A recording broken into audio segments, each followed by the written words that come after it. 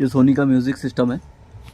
इसका model number देखो MSC-S9D। ये नो साउंड प्रॉब्लम में मेरे पास आया था। ये साउंड आ गया देखो।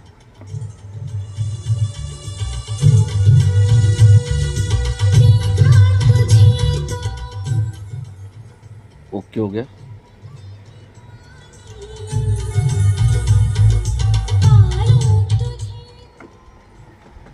ये देखो, ये बेल्ट वाला है। इसको बेल्ट आते दो दो रहते ये प्री एम्प है और ये एम्पलीफायर है नीचे वाला। ये एम्पलीफायर, ये प्री एम्प। इसमें फॉल्ट तो देखो नो साउंड का। ये जो स्ट्रिप आ रही, ये दोनों स्ट्रिप में मॉइस्चर था और इसको जो है इसमें कार्बन थे पूरे ये सॉकेट में। मैंने क्लियर कर दिया उसको और साउंड आ गया। Thanks for watching, subscribe my channel.